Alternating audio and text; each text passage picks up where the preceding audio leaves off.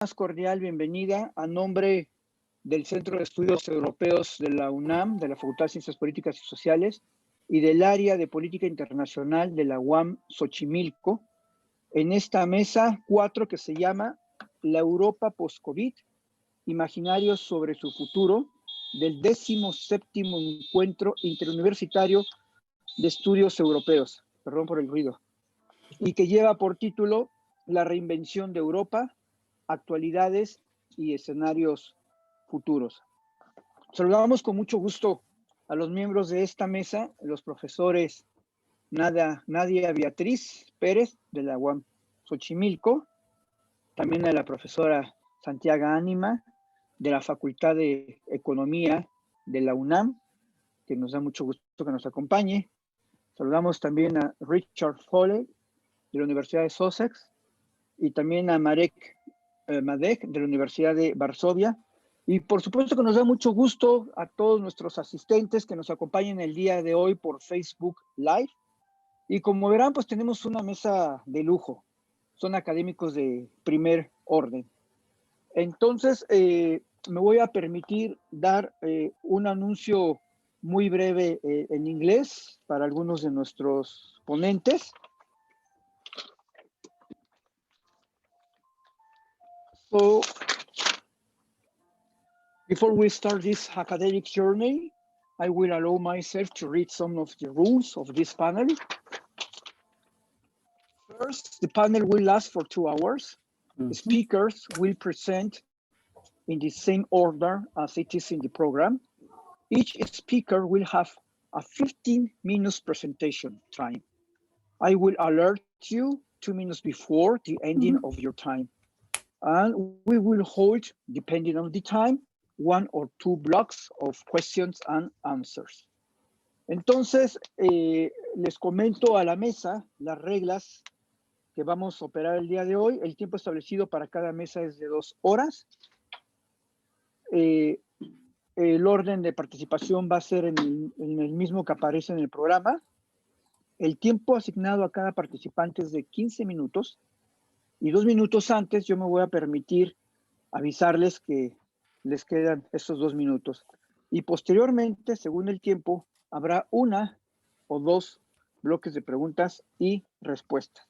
Y bueno, sin mayor preámbulo, vamos a dar inicio con la ponencia del doctor Richard Follett. Voy a permitirme leer una brevísima biografía de Richard Follett. Él es doctor en Historia por la Universidad Estatal de Luisiana. Es egresado de la maestría de la Universidad de Londres con distinciones. Es profesor de tiempo completo en la Universidad de Sussex en Historia Americana. En la Universidad de Sussex fue director de Reclutamiento Internacional y Desarrollo y actualmente él es vicepresidente asociado de la propia universidad. Ha sido autor y coautor de varios libros sobre historia estadounidense y las problemáticas del esclavismo y la libertad. Entre algunas de sus publicaciones destacan Slave Revolts in American Memory, Plantation Kingdom, The American South, and its Global Commodities. Por favor, profesor Follett. Muchísimas gracias, Damaso. Es un placer de estar con ustedes en la UNAM otra vez. Estuve en su universidad varias veces, antes de la pandemia, por supuesto, pero es un placer, un auténtico placer de estar con ustedes de nuevo y con compañeros en todo México. La epidemia de COVID-19 ha sido un momento clave para la Unión Europea y para, por supuesto, una gran parte del mundo.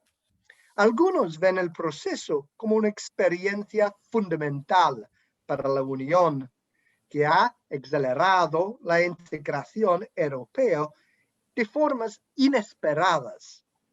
Otros ven el riesgo de desintegración. Durante el primer año de la pandemia, la toma de decisiones se realizó a un nivel nacional y no europeo. Las autoridades volvieron a imponer controles fronterizos y en casi todas las naciones europeas la salud pública se dirigió a un nivel local, provincial o nacional. Dos posibles escenarios resumen estas diferentes interpretaciones. La primera narrativa se llama relanzamiento y él establece un camino hacia una mayor integración basada en las tendencias hoy visibles. La segunda narrativa se llama desintegración y apunta a los riesgos que eventualmente podrían conducir al colapso de la Unión. Estos dos escenarios pueden parecer extremos, pero no son argumentos redundantes. El mayor defensor del relanzamiento de la Unión es el presidente francés Emmanuel Macron, con el respaldo de la canciller alemana Angela Merkel y los jefes de las instituciones de la Unión. Los discursos de Macron que comenzaron en la Sorbona en 2017, así como los discursos sobre el Estado de Unión de los dos presidentes de la Comisión más recientes, están repletos. Los tres, Macron y los dos últimos presidentes de la Comisión, los comentarios de ellos son repletos de propuestas para el relanzamiento de la Unión. Las predicciones del colapso no provienen principalmente de los sospechosos habituales, euroscépticos y nacionalistas extremos, sino de los principales líderes de la Unión, académicos y pensadores. Sin duda, estas advertencias suelen ser tácticas y en algunos casos cínicas, pero aún así resuenan en los medios de comunicación y transmiten el mensaje del colapso es pensable. Como dejó en claro la presidenta de la Unión, van der Leyen, la pandemia ha relevado la fragilidad de la Unión. La literatura académica también está llena de obituarios para Europa, tragedias, como dijo Philippe Pagus, estudios sobre la desintegración, de cómo será nuestro continente después de Europa, Iván Krasnev. Un encuentro de opinión de la ECFE, el European Council of Foreign Relations, del año pasado, mostró que más de la mitad de los encuestados en 14 países creen que la Unión probablemente colapsaría en una generación, aunque la mayoría dijo que ellos mismos aprobaron el proyecto europeo.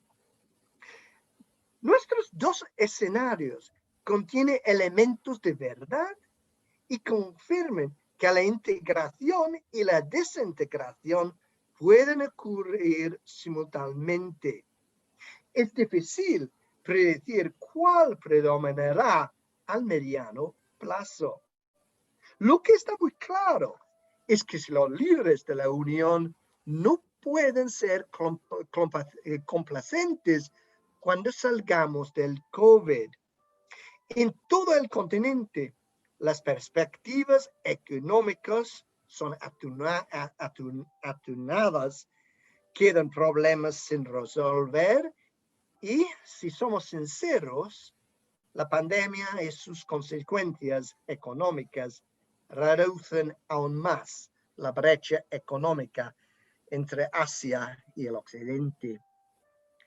Pero la evidencia surge que COVID-19 puede ser un golpe saludable para la Unión, obligándola a dejar de lado ciertos procedimientos dudosos y divididos y a enfocarse en aquellas áreas políticas que abordan las necesidades urgentes de la población y, por supuesto, importantes desafíos globales, especialmente el medio ambiente. Damaso, ¿cuánto tiempo te queda?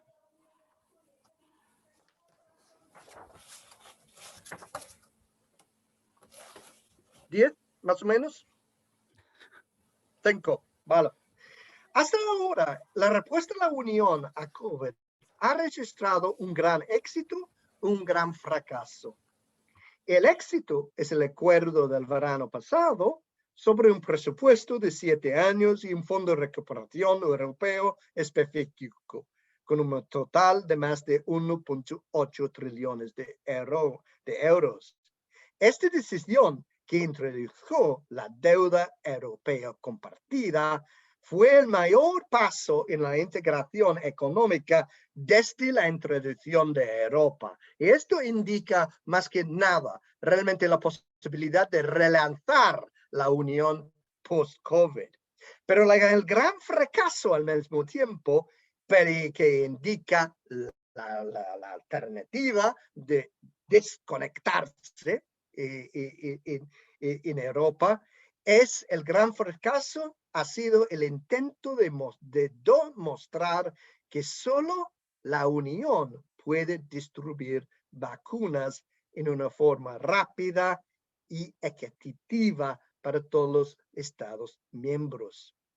El ministro de Finanzas alemán describió el desempeño de la Comisión Europea en la adecuación de vacunas como realmente un auténtico desastre. Fue un poco más fuerte que desastre, digo yo.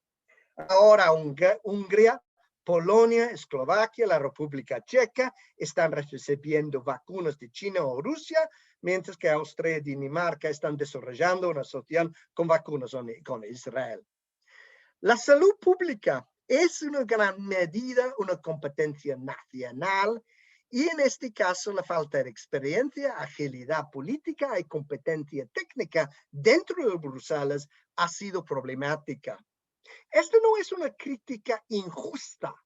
La fuerza de la Unión es lo que el académico estadounidense Andrew Moravec llama formulación de políticas incremental y tecnocrática. La palabra clave es incremental.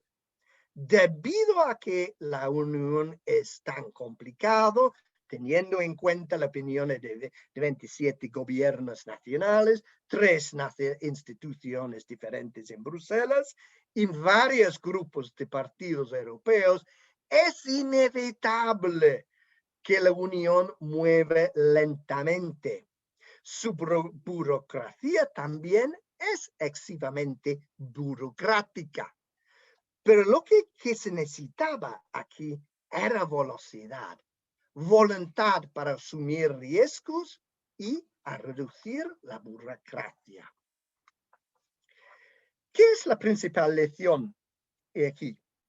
Pues durante los próximos años, la Unión debe tener un enfoque único a la entrega a corto plazo.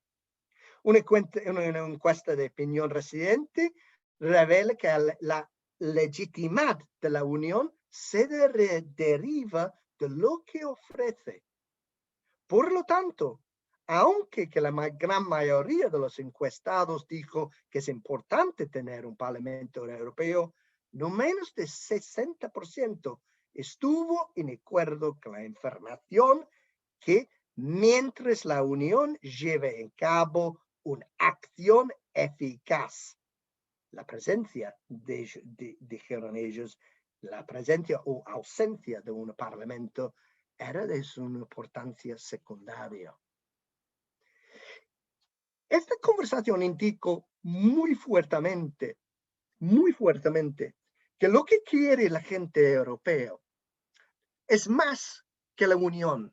Lo que quieren es acción hecho por la Unión, acción hecho que hicieron en el ejemplo principal del presupuesto el presupuesto europeo, el Next Generation EU se llama. Al mismo tiempo, lo que dicen la gente europea es la falta de responsabilidad o la falta de una reacción rápido de la Unión sobre las vacunas. Ahora está incrementando y mejorando por toda la Unión y, por ejemplo, también en otras partes del mundo. En resumen, la Unión se enfrenta a un momento crítico, quizás sí. ¿Puede utilizar la Unión la pandemia de COVID como una oportunidad para relanzar como un proyecto político? ¿O al mismo tiempo corre el riesgo de desintegrarse por no cumplir los requisitos para sus ciudadanos? En el centro de estas discusiones está si el pannacionalismo. 2 minutos, perdón, 2 minutos, Richard. Sí, si el pannacionalismo puede ofrecer más, que el lenguaje histórico del nacionalismo en mi continente. Muchísimas gracias. Muchas gracias, Richard Follett, por esta extraordinaria reflexión. Sin lugar a dudas, es parte, como eje central de esta mesa, el repensar precisamente cuáles son estas implicaciones del COVID en lo que es el proceso de integración europea que tú ya bien tratabas. Y me parece muy interesante que abrías estas dos opciones como oportunidad para relanzar un proyecto comunitario de acciones y cercano a la gente, o como la posibilidad de un posible desastre en lo que sería este proceso comunitario. Bueno, vamos a dar entonces la palabra a nuestro siguiente ponente, Marek Madej. Me voy a permitir leer una breve reseña. Él es doctor en ciencia política por la Universidad de Varsovia. Es profesor asociado en el área de estudios estratégicos y seguridad internacional de la Facultad de Ciencia Política y Estudios Internacionales de la Universidad misma de Varsovia. Es presidente del Consejo Científico de Ciencia Política y Estudios en Seguridad en la propia universidad. Se especializa en temas de OTAN, en conflictos armados, terrorismo y seguridad europea. Entre sus obras destacan, me voy a permitir.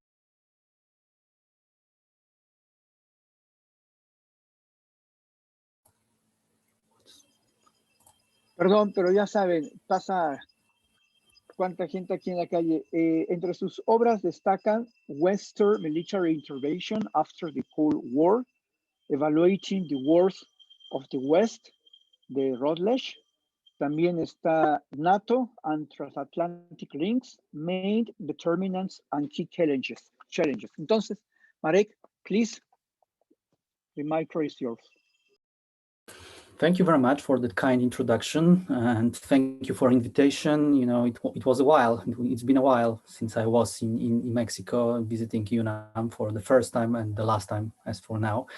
But I hope we will have an opportunity to host you there in Warsaw, as well as contacting bright future after COVID, which we should discuss in a minute. It's a funny situation because we had Englishmen who spoke Spanish, and now you will have a Polish man who spoke English, who speaks English. So it's rather awkward situation. However, I could understand Spanish, and I see already that half of my speech was already said by my predecessor. But I cannot speak Spanish, and I can assure you that it will be a disaster for you if you will have to hear me speaking in this language. So it's better to switch to English. And I also think that I will not offer some comprehensive view about the future and so on, not only because I do not have one, but also due to the fact, and I think it's partially an anecdote and partially a serious point to be said that the problem with talking about post-COVID is that we are in the middle of COVID, and we do not know as long as it will take. And some plans and some predictions are now seems reasonable. However, assuming that, for example, we will have to think about, let's say, longer period as a COVID period, not post-COVID period, and a lot of European plans, especially as far as the recovery fund is concerned and so on, will not be let's say, certain as they seem now. So that's what I think we have to take into account to some degree, that we have some kind of COVID shadow, like people who are really sufferers of COVID very often after ending, let's say, the hardest part of the disease, they still have some problems with remembering things or something like that. The same will happen with the states, in my opinion. I know that such analogies are, let's say, to some degree tricky, but that's something which have to be taken into account, that, speaking, that's good thing that now I can communicate with you without going to Mexico, which is cheap and maybe not as, let's say, cool as being in person in some place, but talking from my home, knowing that for a year I haven't seen my students in person, means that it's hard to say that, in future will be definitely better. I would start with two things. One of them were suggested to some degree already, that I think I will refer to the same opinion polls that my predecessor did as far as the ECFR things, although I would like to stress two other things, or maybe one is similar and one is the other. In these polls, what was important, the first reaction of people in 8 countries of European which were polled, a majority of people were criticizing EU for a response. Definitely, and were critical about that. Partially, by the way, governments, national governments, also wanted to show that what was good and what was, let's say, speedy reaction was rather their action, and EU was, let's say, absent and so on. So it was a bit a way of, let's say, stealing to some degree some actions from EU, but it's true that EU was not, let's say, the most important institution for European citizens and most visible in reaction at the first months of the pandemic. But nevertheless, at the same opinion polls, people, when they were asked what to do next or how to solve it, said more EU, even that integration is the answer. They were not satisfied from the current, let's say, effectiveness of EU, but at the same time, they didn't. Majority of people, and even the countries were different: Poland, Portugal, Sweden. So of different kind, with different economic situation and with different, let's say, record in European Union, longer, shorter, and more, let's say, perceived as a good member, and some, like Poland, rather as a problematic now. But nevertheless, people were rather interested in increasing integration as the answer and response for the problems we have due to the pandemic. So that's one thing which is important, that despite of, let's say, current dissatisfaction, at least during the first wave, because what is important, now we had a second wave and we are going into third wave, and with second wave, the criticism of European Union was, in my opinion, much milder. Was not as lighter, was not so strong. The fact that EU was negotiating vaccines, then distribution of vaccines, and problem with that issue within EU was a problem in the debate, and something which was criticizing. But nevertheless, definitely during the second or third wave, the public reaction and public assessment among citizens of European states as far as the EU effectiveness is concerned was much more positive than it was during the first wave, what is also important in my opinion. The second remark, which I would like to start with, is the buzzword which was very popular for some time, especially in the half of last year, when the issue of recovery fund was discussed, when for the first time it was clear that EU will make a debts together, not by a separate state, but a common debt of all of the EU will be done, and the European Central Bank will finance that project. Then the buzzword of so-called Hamiltonian moment was coming, that in future, like in United States, in the early days of United States, the fact that we will have common debts will lead to bigger integration, and then maybe even to some kind of federation of European states. Like many analogies, it was used in tricky way without remembering that it's not exactly the same situation. It's only some part of European revenues which will be and European money, let's say, used in the recovery fund will be financed from common loans and so on issued by European Central Bank. A majority of funds are still in the national budgets, and fiscal policy, taxation, and so on is still responsibility of majority of national states and governments. So it will not work in this way. Moreover, you know, in the sphere which I'm more, let's say, familiar with, that is in the realm of security and cooperation on security issues, such thing like Hamiltonian moment was definitely not even mentioned seriously, because after the crisis, we cannot see any, let's say, significant change in approach to issue like common defense or even common security and defense policy. EU is still in the discussion rather about important, however, technical or industrial issues. That is how, for example, defense industry could cooperate, how some research could be funded by governments, and there is no discussion about some kind of speeding up integration in this important domain. And taking into account that if we talk about, let's say, Hamiltonian moment, which could lead to some form of maybe deeper integration and federalization even of the EU, then without doing it also in this realm of defense, it's probably something which will not happen. Thanks to Biden in the US, debates within NATO will definitely be eased. At least some tensions will be no longer in place. So in near future, there is rather small possibility that EU, for example, will switch diametrically the directions of activities in defense to other structure than NATO. European will play probably bigger role in it, and definitely dispute between Europeans and Americans concerning, for example, so-called burden sharing. That is the issue of division of costs and distribution of costs and benefits from the organization. That thing will definitely be still in place in discussion within NATO, but nevertheless, it's rather clear that NATO will remain the most important structure of in context of defense, which is another, let's say, obstacle to plans, or another, let's say, cautious remark to those who thought about COVID as a chance to speed up, let's say, integration and deepen integration, maybe even in the direction of federalization of EU.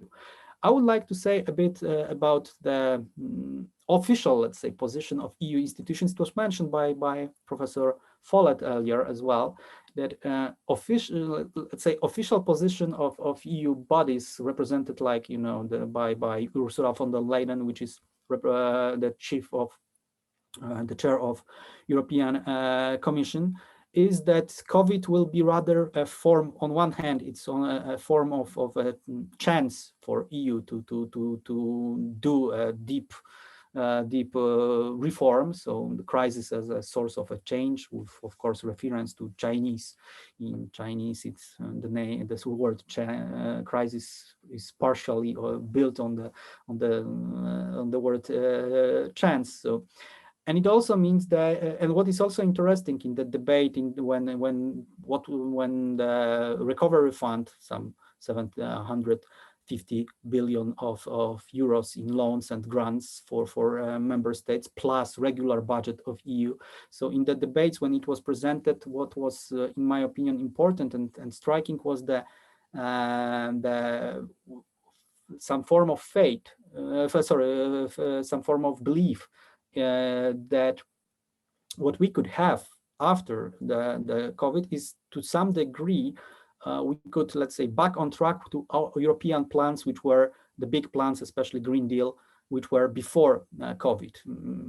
Ursula von der Leyen even used the specific phrase that, you know, for COVID we have vaccines. There is no vaccine for climate change, so it suggests somehow in my opinion, a bit technofix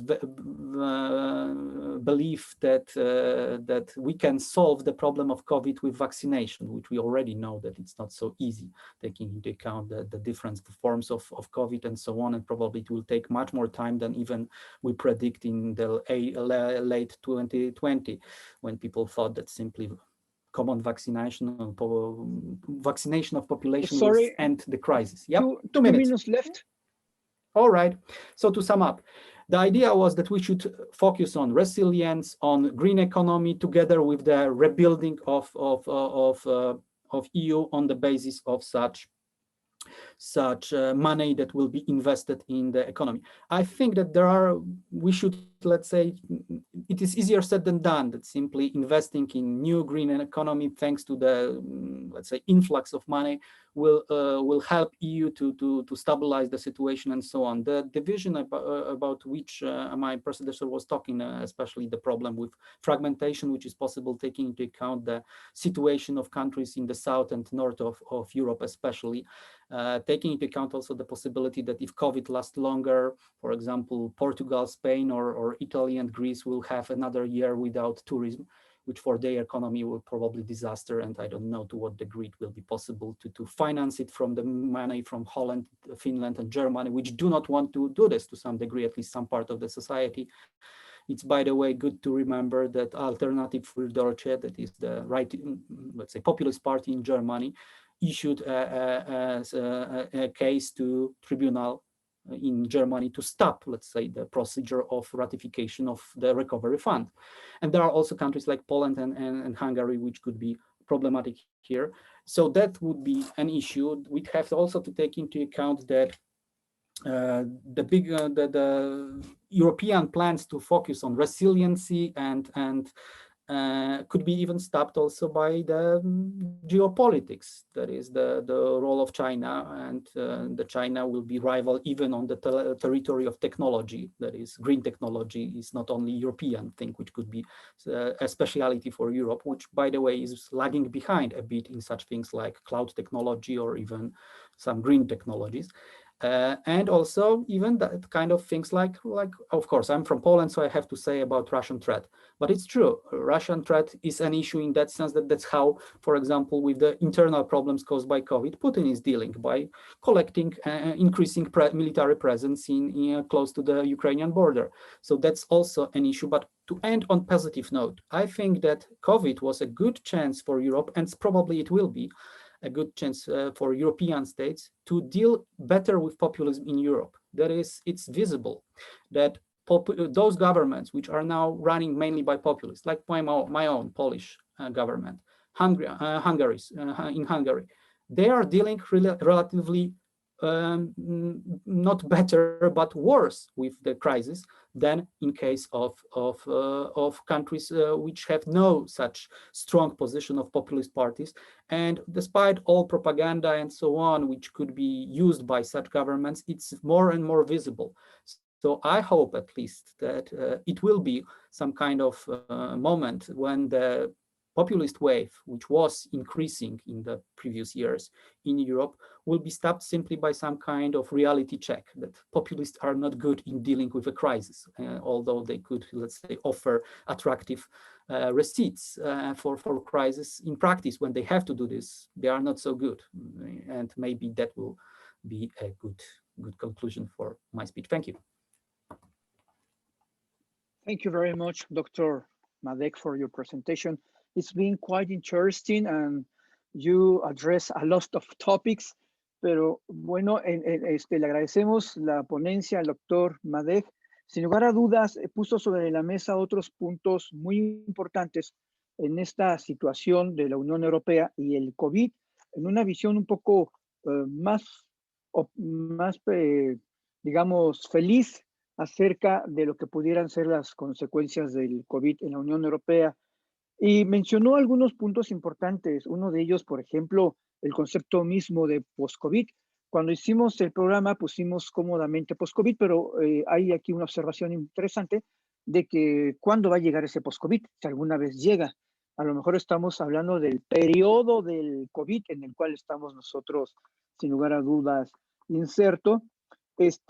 También destacar la importancia de lo que está como diálogo o no diálogo entre los gobiernos nacionales, particularmente los populistas, y la relación con la Unión Europea supranacional, en cuál de los dos puede ser más eficaz y en qué tipo de políticas pueden ser más eficaces. Y el discurso fácil de culpar a la burocracia de Bruselas de los fallos que a veces son de políticas nacionales.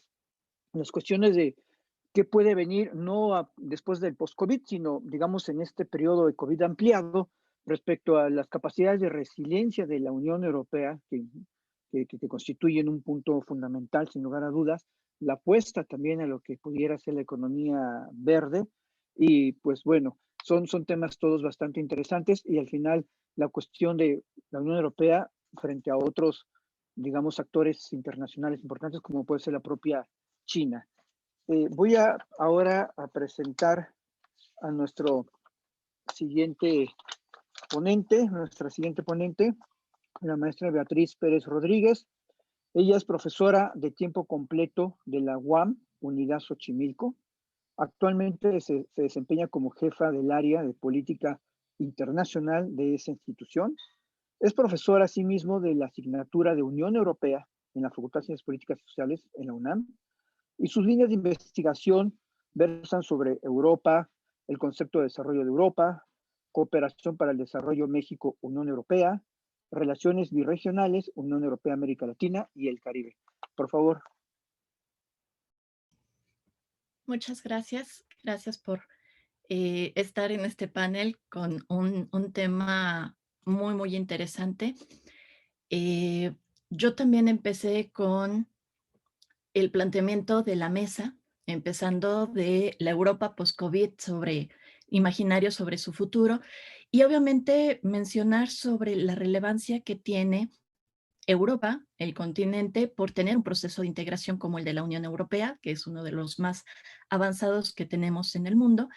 También cuestionando esta perspectiva de la era post-COVID, porque no sabemos en qué momento va a darse esta situación. Aquí yo incorporaba cómo se ha venido dando según las cifras oficiales, los contagios en Europa, lo que es la primera ola, cómo logran bajarla en cierto momento del año pasado, la segunda y obviamente la tercera, lo cual genera también mucha incertidumbre de hacia dónde o hasta qué momento vamos a tener esta situación, y obviamente llegar hacia los imaginarios sobre su futuro y crear esta reflexión sobre los imaginarios de hacia dónde puede ir Europa, y en particular el proceso de integración europeo. Creo que es muy interesante, pero también es muy retador, precisamente porque estamos viviendo momentos de incertidumbre, ¿no?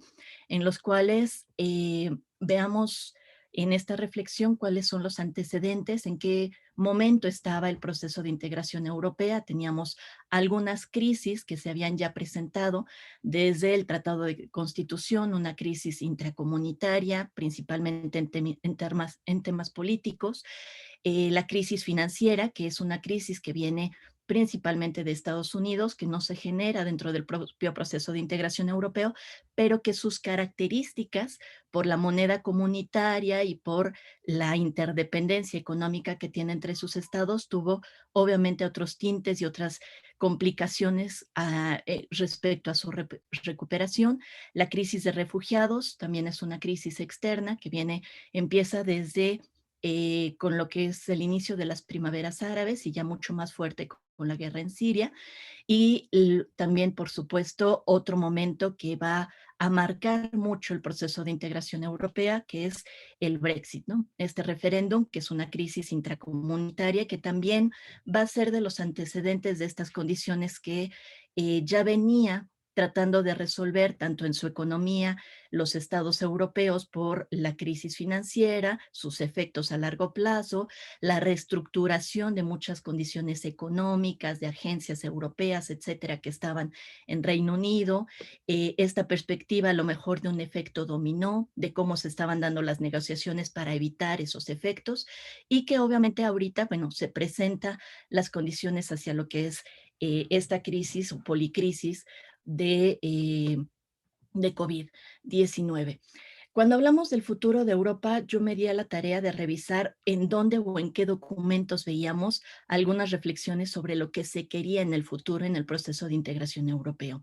Incorporo algunos de ellos, empezando por un grupo de reflexión que se creó en el 2010, que hablaba sobre el horizonte 2020-2030, cartas de buenas intenciones, una orientación política de hacia dónde tendría que ir el proceso de integración.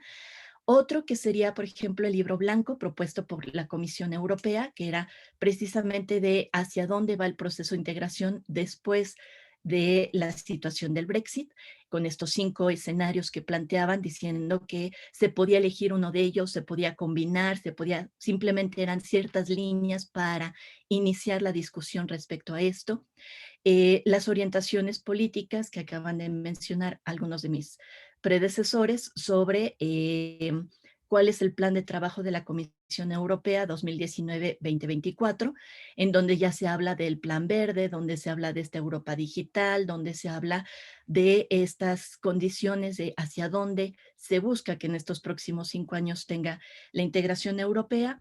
Incorpora el presupuesto comunitario que se aprueba en el 2020, porque obviamente nos da la distribución económica de los temas a los cuales se considera prioritarios, y obviamente incorporo algo que viene próximamente, que es la conferencia sobre el futuro de Europa, que estaba programada que iniciara el 9 de mayo del 2020, y porque precisamente las condiciones de la pandemia no permite que se den este diálogo con la sociedad europea para ver hacia dónde quieren que vaya el proceso de integración.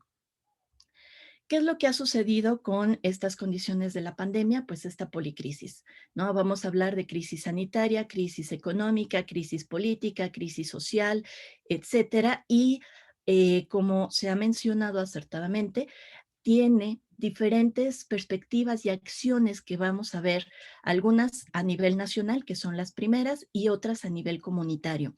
Y cada una de estas tiene una justificación. Creo que es importante hablar dentro del conocimiento del proceso de integración europeo de cuáles son las competencias que tiene la Unión. Y principalmente cuando hablamos de los temas de seguridad, es una competencia compartida y una competencia de apoyo. No es una competencia exclusiva de las instituciones comunitarias, y eso hace que su reacción sea muchísimo más lenta, y lo primero que veamos sea las reacciones de los estados y un reclamo de la ciudadanía y de medios de comunicación sobre la pasividad de la integración. También vemos solidaridad europea por parte de los estados. Ayer se mencionaba en la mesa de los embajadores de cómo algunos incluso enfermos fueron trasladados a otros países para que les dieran la atención necesaria y prioritaria. Y también hay acciones de la Comisión Europea con medidas socioeconómicas para apoyar al sector salud. Otro de los temas que se van a presentar en esta situación va a ser el espacio Schengen, el cierre de fronteras, restricciones sanitarias de cada uno de estos estados.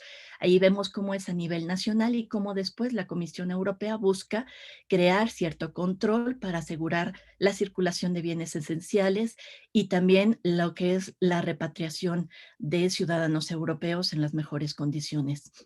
La crisis económica, que creo que en esto tenemos mayores acciones a corto, mediano y largo plazo, son mucho más evidentes, pero tiene que ver también con que son competencias en las cuales la Unión Europea puede actuar de una manera mucho más coordinada, ¿no? Existen ya los mecanismos, algunos de ellos se van a fortalecer, por ejemplo, fondos estructurales, fondos de cohesión, el mecanismo europeo de estabilidad, van a ser algunos instrumentos que van a utilizar tanto de parte del Consejo Europeo y algunos otros de parte de la Comisión Europea.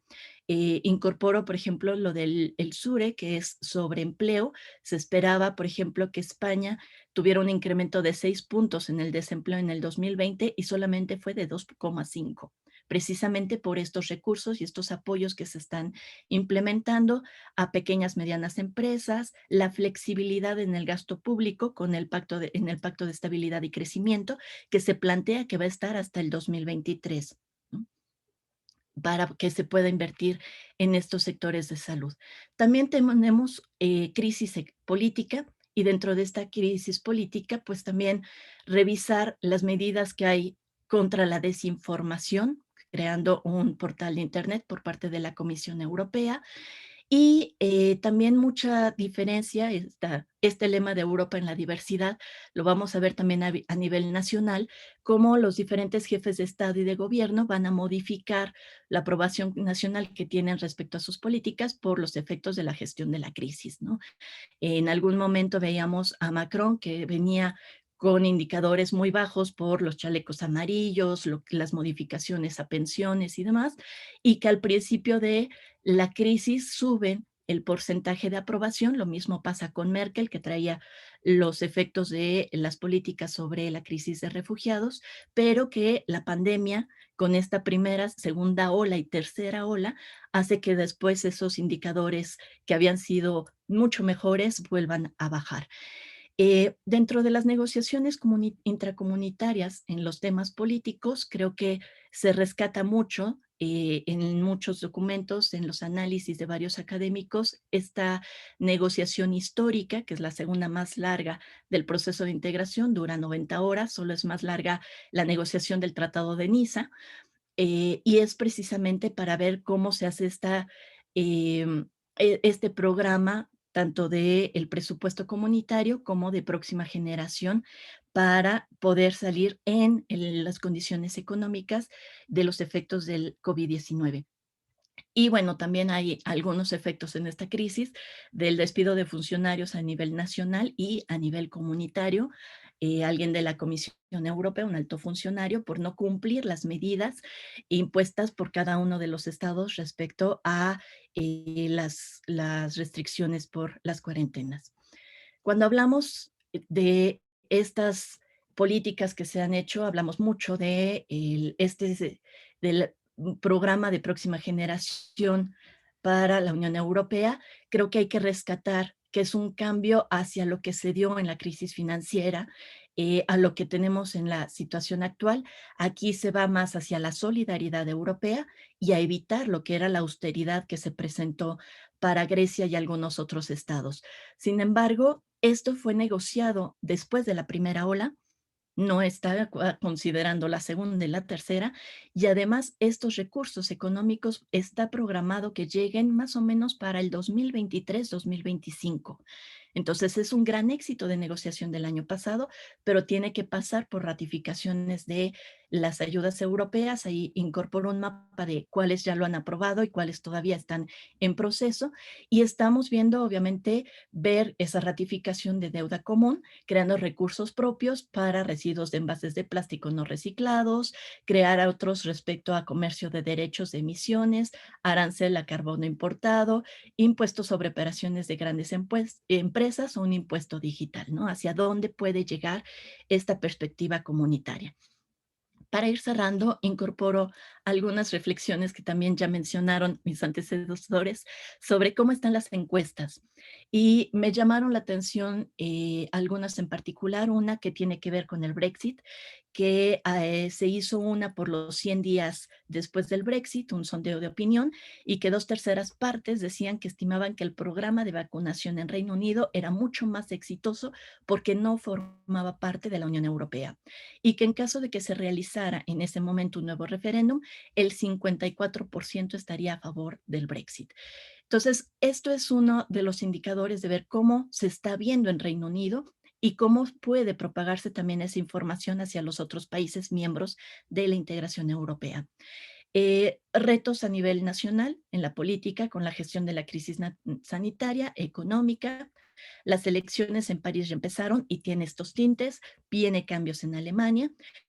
Y también creo que hay que considerar que muchas veces cuando hablamos de la política de los Estados miembros de la Unión Europea, pensamos que es una política de dos pistas en el sentido de su política exterior, pero también lo es a nivel nacional. Cuando vemos la política para ser nuevamente presidente de Macron, vamos a ver si va a estar con los tintes, obviamente, de qué posturas tiene para los temas nacionales y qué postura tiene hacia la integración europea, ¿no? Entonces, en ese sentido, ver qué tan a favor están de esta política comunitaria, y otro tipo de negociaciones en donde hablamos siempre del eje franco-alemán como el motor, como los que logran impulsar estas políticas, pero que tienen cada vez que negociar mucho más fuerte con otros intereses, con otros grupos de países que se han creado en el proceso de integración y que han estado tomando mucha más fuerza, como el grupo de Visegrado, como el grupo de Frugales, en estas negociaciones que se dieron del año pasado. Incorporo datos sobre Eurobarómetro, sobre qué es lo que pensaban en octubre del año pasado, sobre cuáles eran las competencias que tendría que tener la Unión Europea frente a las crisis como la pandemia. Y me llama la atención porque lo que vemos en medios de comunicación es la Unión Europea está en crisis, va a desaparecer, es muy burocrática, es muy lenta, si es que encontramos información sobre lo que está haciendo el proceso de integración europeo. Por eso me sorprende e incorporo los datos del Eurobarómetro, porque en la mayoría de los informes dicen que están a favor de una mayor profundización, es decir, que tenga la integración europea más competencias, que tenga incluso en qué temas incorporan, este es otro Eurobarómetro con el cual yo estoy complementando el anterior, pero en el cual dicen que tenga más competencias en temas de educación, en temas de salud, en energéticos, una integración económica más completa, capacidad industrial, ejército común, etcétera, ¿no? ¿Qué es lo que además nos dicen? El 77% de los encuestados en toda la Unión Europea dice no hay dinero de la Unión Europea sin el pleno respeto del Estado de Derecho y valores democráticos. Es decir, esta política o esta perspectiva de vamos a condicionar ciertos recursos económicos, pero además vamos a revisar, no está etiquetado nada más para ciertos países, sino que se está revisando en los 27 Estados miembros cuáles son las situaciones que tienen sobre Estado de Derecho y valores democráticos para que entonces se les den los recursos económicos que se tienen considerados. Esto anexando a lo que acaba de digamos, estrenar la Unión Europea, que son estas sanciones por democracia o por derechos humanos hacia otras regiones del mundo. ¿Qué es lo que sucede también? Que en estas encuestas del Eurobarómetro, la mayoría dice que debería de tener un mayor presupuesto para superar las consecuencias de la pandemia.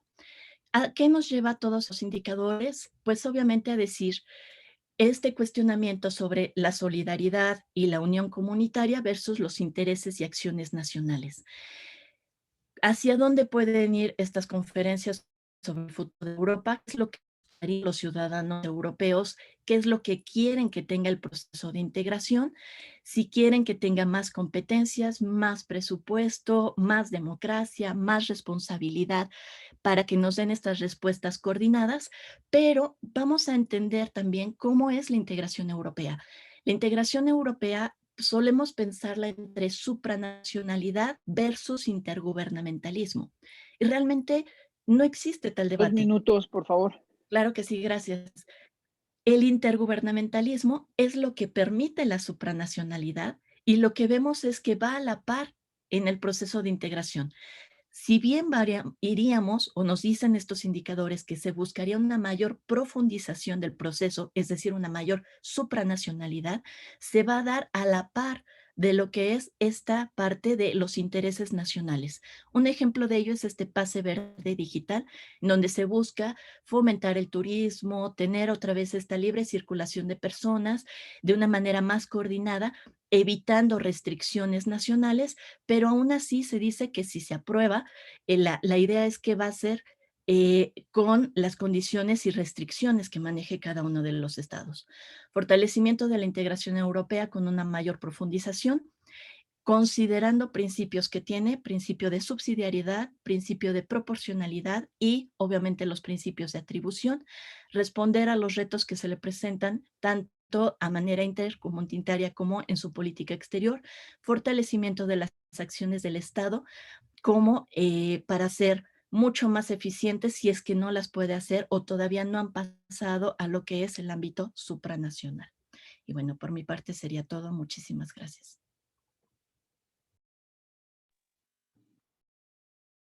Terry, muchas gracias. maestra Pérez Rodríguez. Sin lugar a dudas, abre más el debate y nos pone un buen contexto de cómo debemos mirar la pandemia, el COVID, no como un hecho aislado, sino como un hecho que se inscribe en todo un proceso histórico, que es el de la construcción y los problemas anteriores que hubo en la propia Unión Europea. Y por supuesto, el tema de cómo opera estas lógicas entre una visión nacional o políticas de acciones de los estados frente a lo que es la propia estructura comunitaria, estos diálogos y estos juegos, en este caso, en lo que es el COVID y otros temas que nos deja ver como resultado de los barómetros, en donde en efecto, quizás hace unos años el barómetro no hubiera señalado que los ciudadanos de los diferentes países quisieran o buscaran una mayor integración, y ahora parece ser que están aquilatando y valorando esta integración en temas tan fundamentales como es la educación, por supuesto, como es la salud, que no es propiamente un tema de comunitario, que ya lo había señalado también la maestra, y algo que llama también la atención en cuestiones de defensa, ¿no? Y bueno, daremos la palabra entonces a nuestra siguiente conferencista, la doctora Santiago Ánima Puentes. Es profesora de tiempo completo en la Facultad de Economía de la UNAM. Es responsable de las asignaturas Estructura Económica Mundial Actual y Economía Europea. Coordina el Centro de Estudios Económicos de la Unión Europea, México, en la propia Facultad de Economía. Sus principales líneas de investigación son de temas de Europa y el mundo. Destaca el seguimiento de la Agenda 2030 en los objetivos económicos de México, la Unión Europea y algunos países de América Latina y el Caribe. Por favor. Bueno, pues muchísimas gracias. Están aquí las dos cabezas encargadas de este encuentro, que les agradezco infinitamente, no solamente la invitación, sino su amistad. El poder en estos 18 años, que ya casi se vuelven 2 décadas, de este encuentro que lo invitan a uno pues a reflexionar en el tono, siempre digo yo, de la sombrilla que ponga como tema el encuentro, ¿no? En este caso, la reinvención de Europa, actualidades y escenarios futuros. Es momento, es momento de que Europa se reinvente, se reinicie. Hay en el mundo, el Foro Económico Mundial de este año, de enero, bueno, pues están invitando a este reinicio, ¿no? A este reseteo de la economía del mundo. Entonces, en esa sombrilla de tema y en la mesa 4, que es la Europa post-COVID, y que yo también, igual que mis compañeros, pues ¿cuál post-COVID? Cuando llega ese final, estamos en pleno COVID. Pero de todas maneras, en cualquier circunstancia, siempre uno tiene que imaginar, tiene que hacer el boceto de lo que quisiera que fuera el futuro, ¿no? No por nada nos encontramos ahorita con este año de retraso de la conferencia sobre el futuro de Europa. Entonces, siempre es estar haciendo el boceto y encaminándose hacia ese futuro. Yo, en esta ocasión, como tema económico, siempre procuraré compartir con ustedes pues, la parte económica y igual que el maestro Lars, pues toda esta cuestión del plan de reconstrucción, ¿no? Si el plan de reconstrucción, como nos acaba de decir Betty, va a ser suficiente o eso que fue un super éxito, jamás, nunca aprobado tanto presupuesto, alcanzará, o sea, viene la pregunta, ¿no? Entonces mi tema es el plan de reconstrucción europea y el keynesianismo falso y el reseteo a la Unión Europea, o sea, el fake keynesianismo, y si esto es realmente un reseteo a la europea, o sea, todo este plan, todo este dinero que se va a inyectar a la economía. Y entonces yo fijo como punto de inicio, o sea, para repensar este futuro, ¿en dónde te sitúas en el inicio, no? Y entonces, bueno, yo parto de reflexionar sobre el año 2019. O sea, ¿qué pasaba en ese 2019? Bueno, lo que tenemos ahí es que hubo una renovación de las autoridades en las principales instituciones de la Unión Europea y por primera vez a la comisión llega una mujer que queda al frente y que en julio, que ya queda su nombre, pues tiene tan solo 4 meses para imaginar, para hacer este boceto de qué comisión, cuál va a ser el impacto de su comisión 2019-2024, ¿no? Y entonces, ¿qué mejor ocasión para presentar su nueva estrategia que la COP25 en Madrid, ¿no? En el marco de esta Convención de las Naciones Unidas para enfrentar el cambio climático. Entonces, dado que su nueva estrategia va a impactar hacia una economía verde, un pacto verde europeo, pues es el 10 días después de que toma posesión, presenta este programa, presenta esta ruta nueva, esta hoja de ruta, ¿no? Solo analizar, yo me podría quedar solamente en todo lo que significa ese pacto verde, que ella lo cataloga como una nueva estrategia, pero fíjense, no para cambiar, porque puedo cambiar un mueble de un lado a otro y se va a ver mejor. No, o sea, la palabra transformar. Esta nueva estrategia es para transformar a la Unión Europea. Hoy hablamos de que un futuro de Europa. No, acá se proyectó ya una nueva estrategia que busca transformar a la sociedad en una sociedad justa. Y para eso se crea un fondo de transición y todo, porque cada que yo plantee algo, ¿con qué lo voy a hacer, no? Pero aquí viene lo más importante. Quiero esa sociedad justa con una economía eficiente. Antes ya mencionaba Betty, o sea, antes para el mundo estaba esta Agenda 2030. Ya había un plan que decía cómo iban a caminar todas las economías para encaminarse hasta el 2030. Entonces, en este Pacto Verde, ya no me conformo con un crecimiento que implica que voy bien. No, ahora quiero en la Agenda 2030 un crecimiento económico sostenible, sostenido en el tiempo e integrador. Entonces, como que se van juntando las cosas de la economía y quiero ahora esta economía eficiente, pero ahora en esto se precisa, mediante el paso a una economía limpia y circular. Híjole, aquí a definir qué se entiende por economía limpia y qué se entiende por economía circular. Ya vamos ahí a otras economías que restauren la biodiversidad y que reduzcan la contaminación.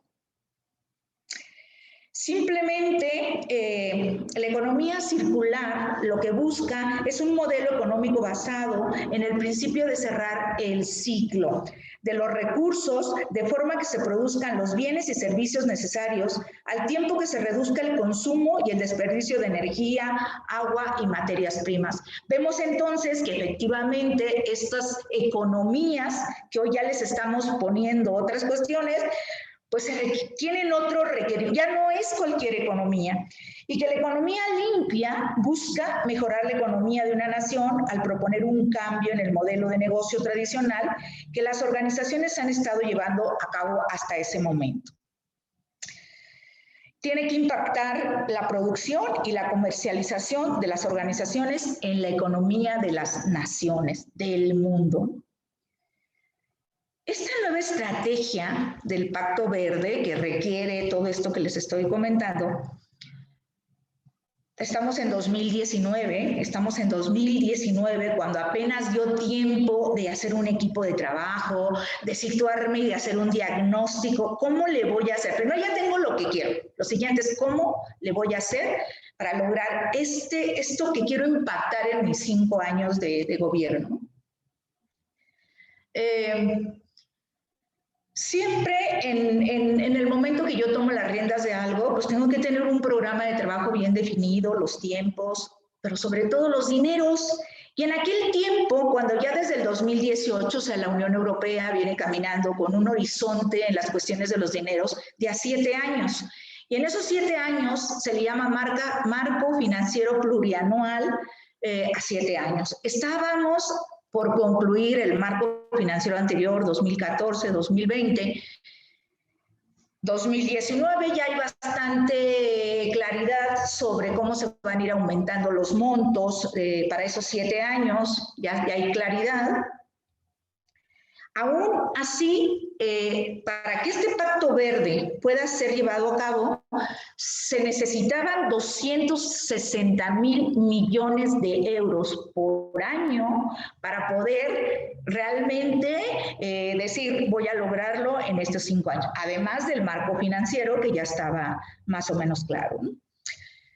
En eso se estaba, o sea, cuando anuncia la estrategia anunciada por Ursula von der Leyen, me pregunto yo, ¿representa realmente un escape hacia adelante, pero porque supuso que ya los efectos de la crisis de 2008-2009 estaba superada, específicamente en la Unión Europea 2009-2010, y que ya se encontraba en condiciones de emprender una serie, porque esto implica una serie de reformas estructurales y embarcarse en grandes proyectos de inversión requeridos para cumplir su nueva estrategia.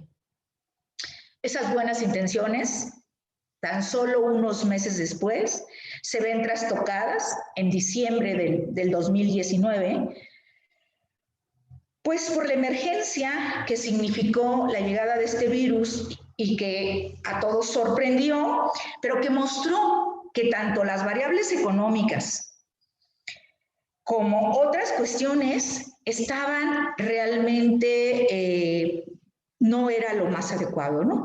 Entonces, la emergencia de la pandemia no solo muestra debilidad de las variables económicas en la mayoría de los 27 Estados miembros, sino que también desnudó la falta de solidaridad de los Estados miembros y el alto grado de deterioro de las instituciones encargadas de la salud pública, como hemos venido repitiendo en este encuentro.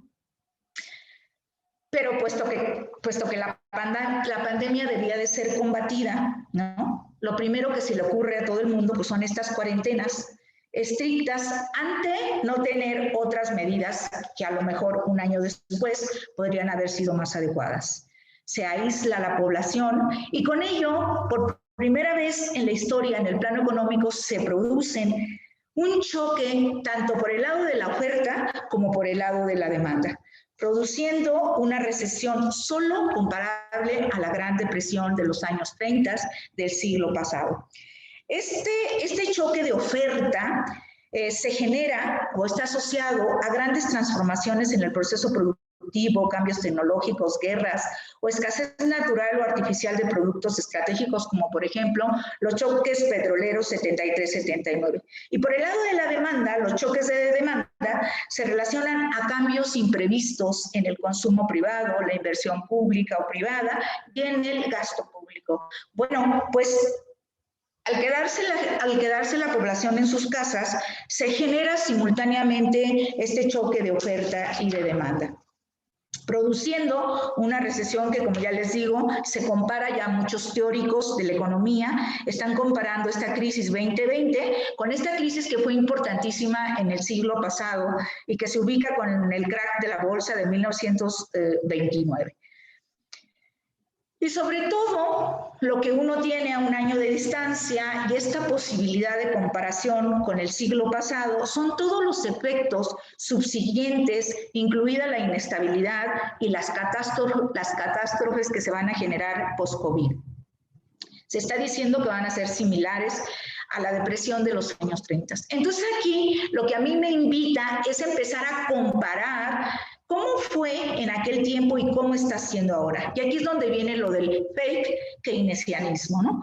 Porque la crisis... Perdón, 2 minutos. La crisis del siglo pasado fue combatida con mayor participación del Estado en la economía, una crítica y reformulación de la teoría económica liberal y con la consolidación de grandes pactos sociales de diferente espectro político. Los símbolos más conocidos es el keynesianismo, el New Deal y el estado de bienestar. Bueno, yo lo que quiero advertir, porque ya me queda muy poquísimo tiempo, que el keynesianismo, como se resolvió la crisis de 2029, es distinto a cómo se está resolviendo, a pesar del gran paquete de recuperación que implica un incremento tremendo del gasto público, pero con un montón de efectos aparejados que va que va a traer esto y que lo que nos tenemos que preguntar es si solamente el desembolso de gasto público con todos los mecanismos y amarres que se están poniendo es lo que este momento necesita la Unión Europea para salir de esta crisis que todavía no le vemos salida, ¿no? Bueno, yo con esto me falta muchísimo de poder plantear toda la idea que tenía, pero bueno, ya estoy poniendo los puntos del principio de los cambios que se están dando en el marco económico, que es lo que a mí me corresponde compartir. Muchas gracias. Muchísimas gracias por tan interesante presentación. Sin lugar a dudas, es uno de los puntos más importantes acerca de cómo la propia Unión Europea puede hacer frente a este escenario, no post-COVID, sino COVID ampliado en un periodo, en el sentido de los planes y estructuras y acciones políticas, presupuestarias, económicas que la propia Unión Europea tenía planteados antes de que surgiera esto, y las variables económicas que sin lugar a dudas pues se modificaron drásticamente precisamente con la pandemia, y cómo entonces la Unión Europea, los Estados miembros tienen que reestructurar sus políticas y sus visiones en una economía que realmente pueda ser funcional en este mismo contexto.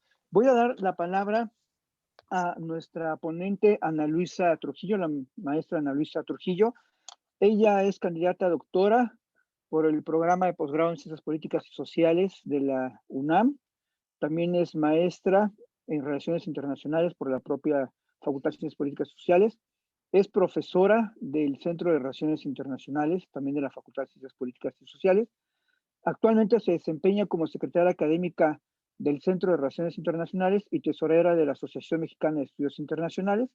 Es coautora en varios libros, entre los que destacan La crisis derivada del COVID-19, oportunidades para consolidar la identidad europea, en el libro El gran desconcierto, las regiones internacionales y la crisis de 2020. En otro es Claves para entender la seguridad y defensa de la Unión Europea, en el libro Alejandro Chanona Burguete, Historia de la construcción de la Unión Europea. Por favor, maestra.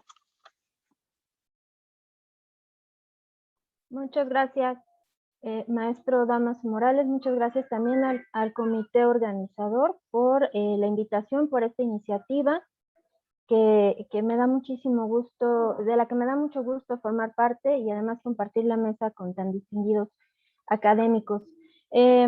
La parte buena de ser la última ponente es que, digamos, todos ya dieron un panorama del imaginario, de lo que nos podemos encontrar para Europa en el futuro. Y ello me lleva a hacer algunas reflexiones, o previo a hacer mis reflexiones, un planteamiento general, en donde tenemos anunciado justamente el día de ayer que cerca de 100 millones de dosis fueron aplicadas dentro de la Unión Europea, y que están por venir 126 millones de dosis más, de manera que se espera alcanzar un 70% de población vacunada para el verano. Además, también había tomado como referencia, como lo hizo la maestra Beatriz Pérez, la iniciativa de las conferencias sobre el futuro de Europa, que me parece esencial en este, y que da mucho, da cuenta de la idea europea de cómo se tienen que manejar las crisis, ¿no? Siempre es a través del consenso, del diálogo, en fin, por eso es importante señalarlo. Y algo que ha sido un tema recurrente dentro de las mesas del encuentro es la pérdida de la capacidad económica. En estimaciones del Fondo Monetario Internacional se estableció que en el año 2020 la economía europea cayó alrededor del menos 8% del PIB, y se espera que haya un repunte mínimo en 2021 de cerca del 4.7%. Entonces, tenemos un panorama, digamos, en términos económicos fatal, porque además la pérdida de empleos ha sido enorme, pero si atendemos a la parte de las vacunas, podríamos tener un poco de esperanza en términos de que es una de las regiones que ha recibido una mayor cantidad de vacunación. Y bueno, también haciendo un referente de en qué momento llega la pandemia al contexto europeo, vamos a señalar pues lo que ya habían comentado algunos de mis colegas sobre la crisis económica, ¿no? Era una tarea que no había terminado para la Unión Europea.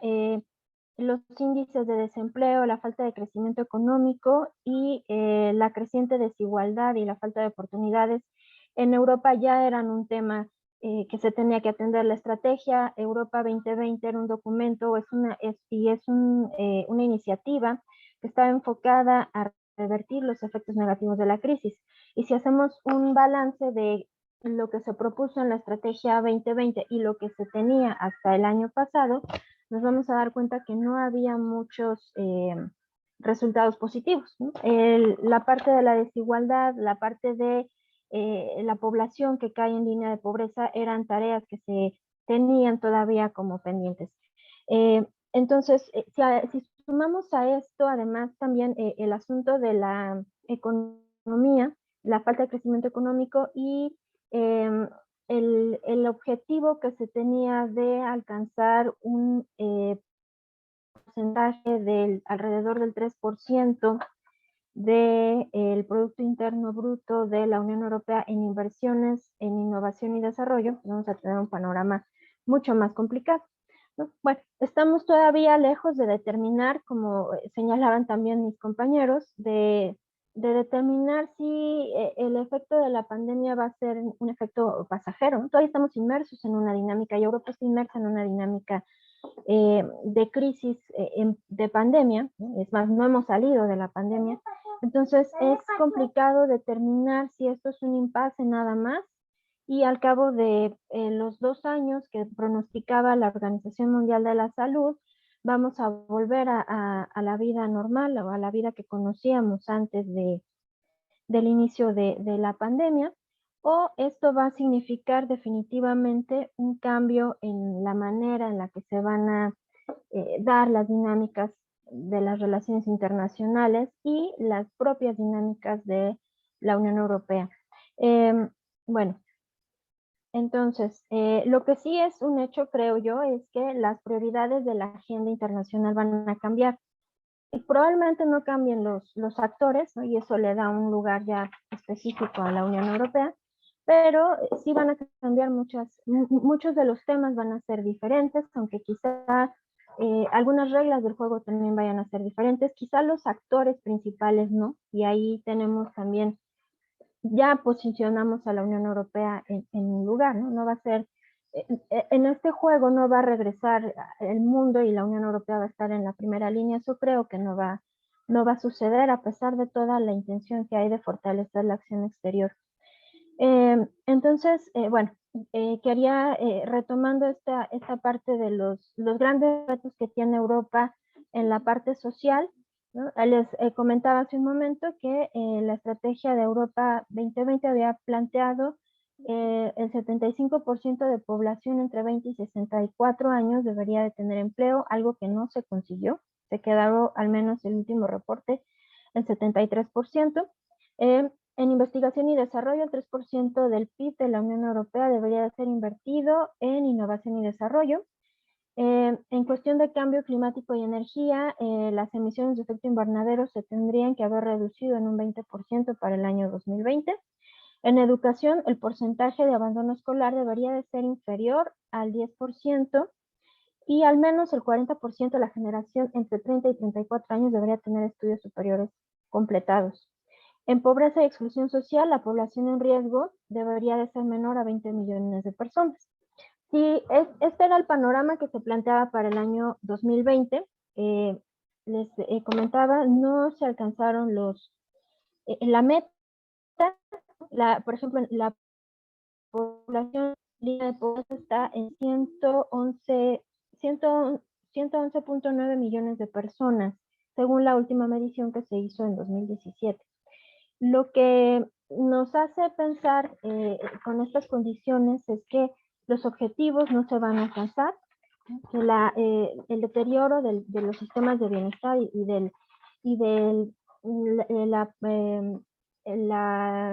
el estándar de bienestar de los europeos va a ir en detrimento, ¿no? Ya se ha hablado mucho también en este foros sobre todos los planes de recuperación. No quiero ahondar en ello para no quemar mi tiempo, pero todos estos planes se espera que vayan a mejorar estas condiciones de bienestar de las poblaciones. Sin embargo, la perspectiva no es clara porque no tenemos tampoco certeza sobre si esta será la última ola de contagios. No sabremos si habrá una cuarta ola, no sabemos en sí cuándo vayamos a poder volver a salir a las calles, a retomar la vida, a retomar todos los, la economía como era. Entonces, estos planes de recuperación para Europa esperemos que funcionen, pero al final la certeza nadie la tiene. Con esto creo yo, a pesar de todo este escenario negativo, creo que habrá un fortalecimiento del proyecto europeo en general, ¿no? Al grado de que la percepción del ciudadano europeo va a ser que es mejor, o la gestión de la crisis es mejor dentro de la Unión Europea, o ha sido mejor a partir de la cooperación que han realizado los estados. En esto también creo la vacunación es un elemento clave. Sin embargo, como he señalado, las variantes, las olas de contagio y las variantes que vayan surgiendo del virus van a tener un papel decisivo. Creo también que en Europa se va a buscar una reactivación de la economía con un impulso importante al desarrollo de tecnologías y al desarrollo, sobre todo, tecnologías verdes, ¿no? Creo que esa es una de las grandes apuestas de la Unión Europea, es retomar la actividad económica, pero no retomarla desde la lógica que habíamos tenido hasta hace un año, ¿no? Sino pensar en un sistema de desarrollo mucho más amigable con el ambiente, porque queda claro que de no hacerlo podrán venir otras pandemias y la situación mundial podrá complicarse aún más. Y creo yo también que una de las grandes apuestas de la Unión tendrá que ser el impulso al pilar social que ya se había establecido previo a la crisis, ¿no? Esto no es un programa que haya derivado a partir de la crisis, sino que era parte de la dinámica que se tenía después de la crisis económica de 2008. Entonces creo que para Europa viene o debería de venir un gran impulso al pilar social, de que los derechos sociales a nivel europeo sean una realidad tangible para los ciudadanos y con ello también ayude a la recuperación económica. Dos cosas, ¿no? Recuperación económica y fortalecimiento a la parte social, que serán claves y esenciales para la preservación de la Unión Europea como un proyecto económico, un proyecto político y un proyecto social. Y otro elemento que creo que va a venir para la Unión Europea, que tendría que considerar para andar, la parte de fortalecer la acción exterior. Perdón, la cual, 2 minutos, por favor. Sí, Gracias. la cual se ha ido acrecentando a partir de toda la cooperación que se ha dado en la producción de vacunas. Sabemos que el 42% de las vacunas que se producen en la Unión Europea se exportan a terceros países. Y finalmente, creo que a pesar de que hay una nueva estrategia de seguridad que se publicó el año pasado y que tiene vigencia del año 20 al año 25, tendrá que haber un reenfoque sobre la seguridad, es decir, tendremos que pensar, o la Unión Europea tendrá que pensar en un enfoque mucho más ampliado, donde la idea de seguridad humana juegue un papel importantísimo. Y bueno, para cerrar, creo que de esta pandemia, al menos en lo que llevamos hasta ahora, podemos determinar 3 cosas importantes. Uno, nadie se va a salvar de los efectos negativos de esta pandemia, ¿no? Habrá secuelas gravísimas para todas partes del mundo. Habrá un cambio en el ordenamiento mundial, seguramente en la agenda, pero como había señalado, creo que el juego será distinto, las reglas del juego serán distintas, pero los jugadores quizás sigan siendo los mismos. Y finalmente, creo que la Unión Europea será de las regiones que podrán resistir de manera mucho más eficaz todos los estragos de esta crisis que es multidimensional, aunque yo, como les había señalado, no creo que la ponga en la primera línea de las potencias a nivel mundial. bueno, muchísimas gracias por su tiempo y quedo atenta a sus preguntas. Muchísimas gracias, maestra Trujillo. Sin lugar a dudas, un tema importante y que nos plantea esta reflexión acerca de las capacidades que cada una de las instituciones de los estados, en este caso la Unión Europea como una entidad supranacional, plantea, y que finalmente el COVID obliga a repensar cada uno de estos rubros económicos, políticos, sociales en los que se había imaginado un cierto futuro y que ahora precisamente con el COVID nos lleva a imaginar unas nuevas realidades, unas nuevas normalidades económicas y sociales diferentes. Bueno, déjenme decirles que hay muchísimas preguntas, ¿no? En realidad yo ahorita he tratado de hacer un pequeño resumen. Hay preguntas que fueron planteadas directamente en inglés que me voy a permitir dar lectura a ellas, de Valeria Olvera. Dice, una de ellas dice, how complicated it is to unite different and diverse interests on a dissimilar continent like Europe at such complex times. Otra dice, how is the cooperative relationship observed in relation to countries such as China, the United States, Argentina, for the production and distribution of vaccines?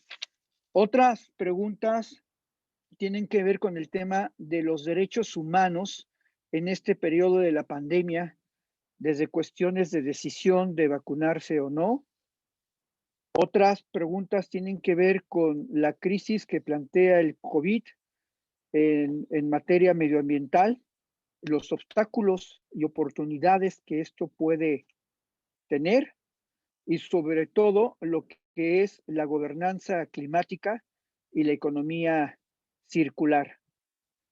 Otra pregunta tiene que ver con el Brexit, mirado quizá como una acción nacionalista, las futuras elecciones francesas, alemanas, el populismo y cómo esto puede significar una amenaza o qué tendría que hacer la Unión Europea en este sentido. Otra pregunta tiene que ver con AstraZeneca y las diferentes acciones que tomaron países de la Unión Europea que decidieron continuar o no continuar vacunando, y si esto es un rompimiento con la Unión Europea. Otra pregunta tiene que ver con los efectos sociales del COVID en el incremento a la pobreza y a la inclusión social. Y por último, una pregunta también sobre si la policrisis debilita el espacio Schengen y sus efectos en la movilidad educativa y, por supuesto, el turismo. Dear Madej, did you understand most of the question, or would you like me to translate them to you? It's okay? I understood them. Oh, right. I think all of them. However, the problem is, should I answer to all? then No. probably it will be. No. Yeah. Okay. There are a lot of questions, so I just name them, so you can choose and pick any one you like, of all of them, wherever you like. So we start with Richard Follett, please.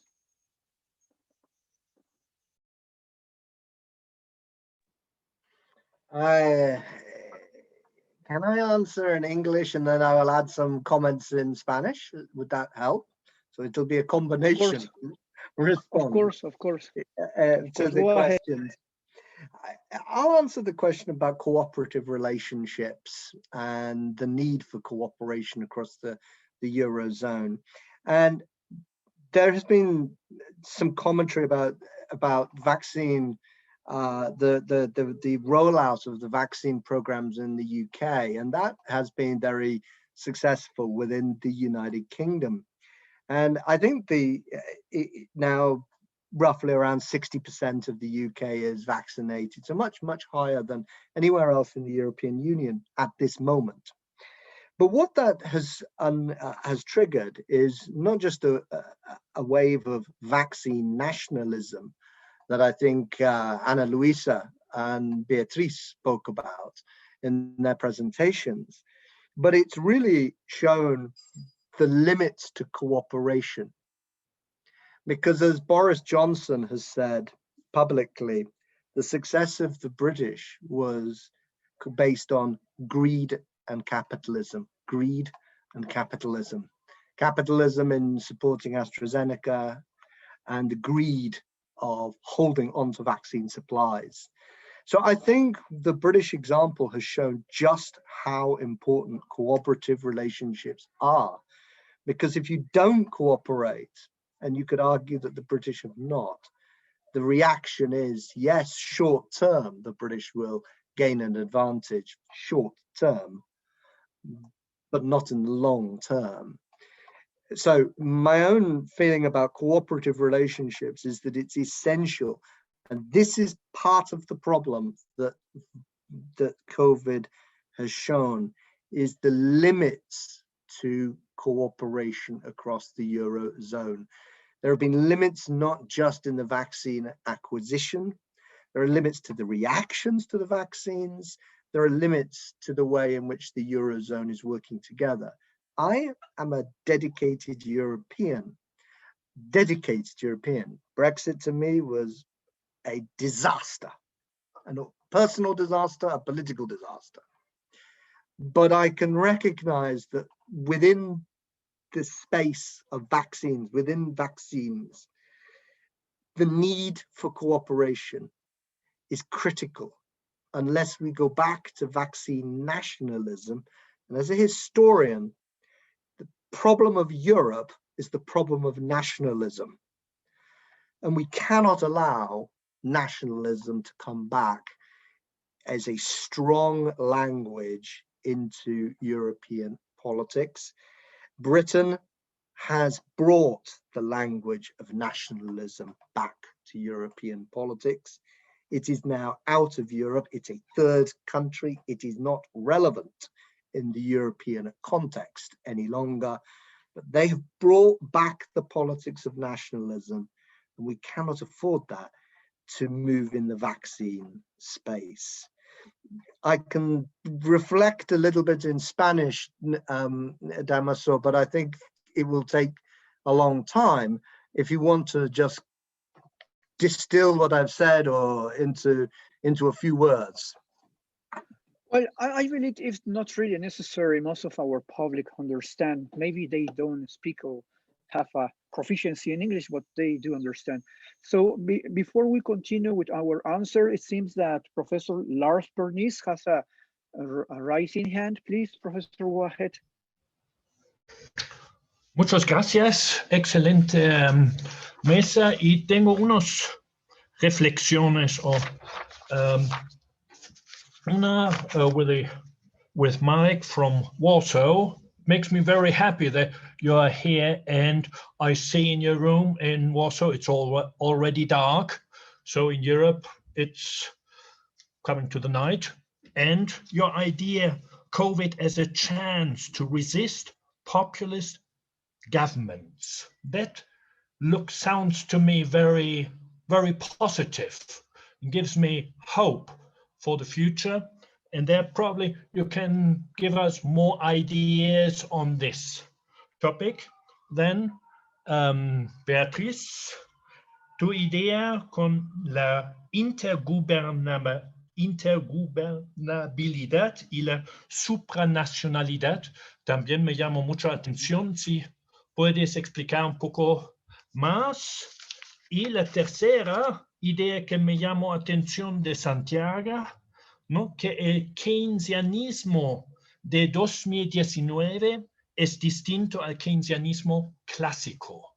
Y ese también es algo que me llama mucha atención. Muchas gracias. Thank you very much. Professor Madej, please. The mic. Okay. Thank you very much. I will answer in English since it's simply better for the clarity of my answers.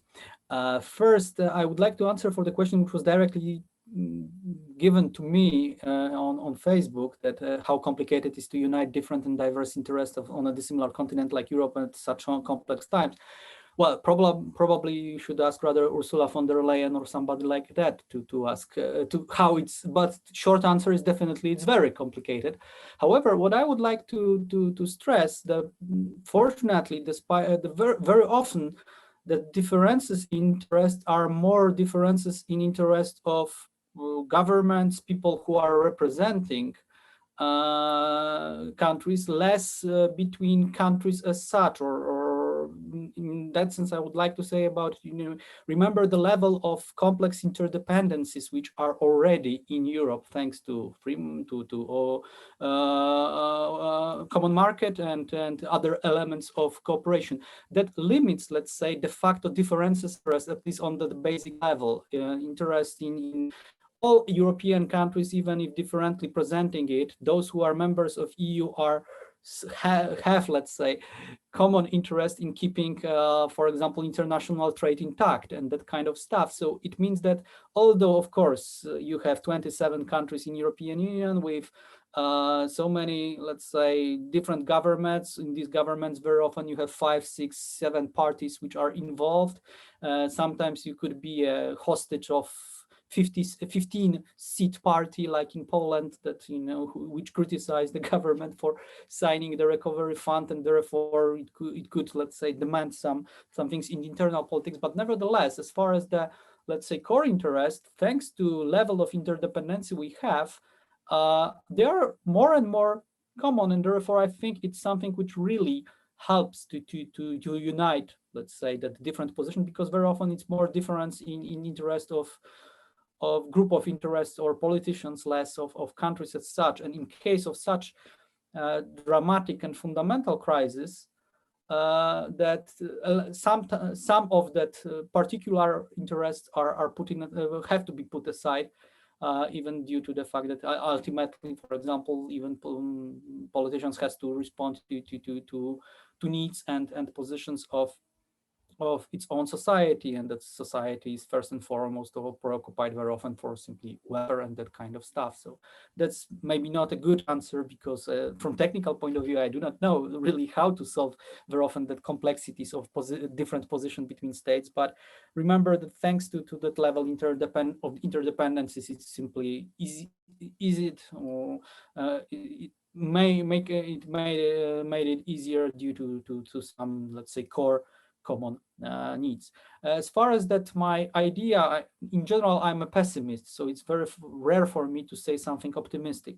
But why I think that crisis could have some kind of positive effect on let's say, stopping at, let's say, the wave of populism in Europe. That crisis is really complex, but at the same time really technical. That solutions have to be like, let's say, very efficient way of vaccination, very efficient program of vaccination, or solving it by that kind of elements. Very efficient, let's say, element of investment in economy after that. That it's not something which is easy to be presented by populist parties, which prefer rather different type of identification of source of problem. It's not a technical solution or complex management. It's rather the issue of enemy or alien or something external from the state. So that's why I think that this crisis, which needs to be solved rather by, say, something which is a bit technocratic, it's not a piece of cake, let's say, which is easy for populists. That's one thing. The second is that despite of some, let's say, privileged position during the first wave, countries like Poland or Hungary are now really going down in the statistics as far as mortality rate is concerned, effectiveness in procedure of vaccination, and so on. That countries are ruled by populists now, more or less by populists. So it is a signal for citizens also of other countries that, populists are not good in managing with crisis of that kind. They are good in showing that immigrants which were not coming to Poland or to Hungary are a problem, and to mobilizing people in this way. However, once they have to deal with management, simply management, very often complex but management, they fail. And that's why my, let's say, optimism in this area is built on.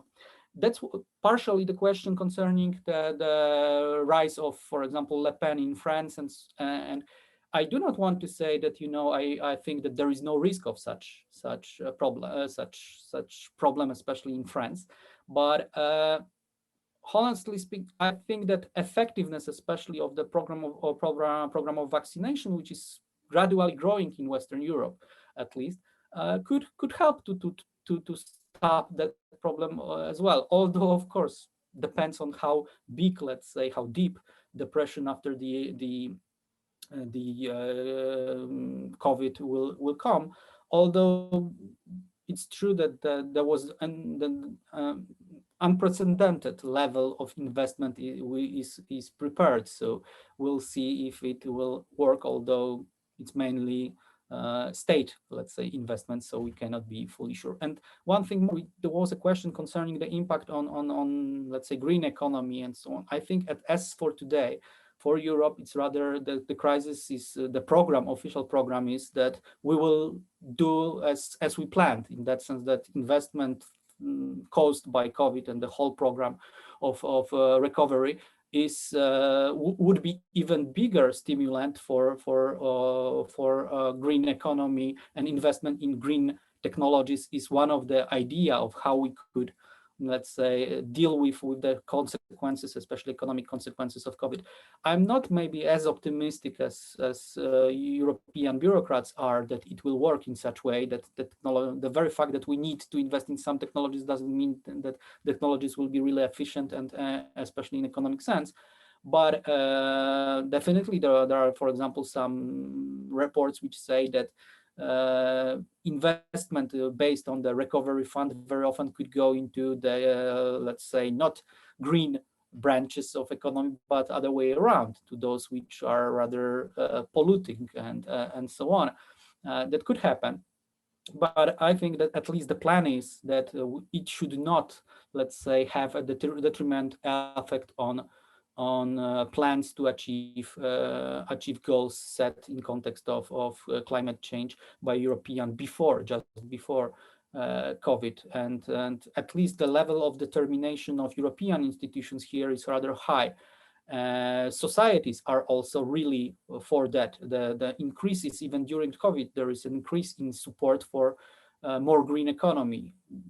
To what degree, it's easier said than done, definitely, but at least determination among politicians, especially European politicians on the European level, and society is rather high. So I will be again a bit optimistic concerning that. I do not want to monopolize, let's say, the spectrum. We have other speakers, so in case there will be occasion, I will join to talk about the other questions, but I will hear if it's okay for you. Thank you. Thank you very much, Dr. Madej, for your comments. Damos la palabra entonces a la profesora Beatriz Pérez. Gracias. Yo también, como reflexiones finales, incorporo varias cosas. Dentro de la presentación que yo hice, incorporaba varias de las crisis recientes del proceso de integración. Y algo que sucedía con cada una de esas crisis es que siempre estaba la idea latente de se puede desintegrar. Ya va a terminar tu objeto de estudio, dedícate a alguna otra actividad o algún otro tópico para revisarlo, porque siempre estaba latente esta perspectiva de son crisis fuertes en las cuales incluso se consideraba que podía desaparecer la Unión Europea. Eso no ha sucedido, y creo que siempre hemos trabajado en esta perspectiva de la manera o la fórmula con la cual la Unión Europea ha salido de sus crisis es con más Europa.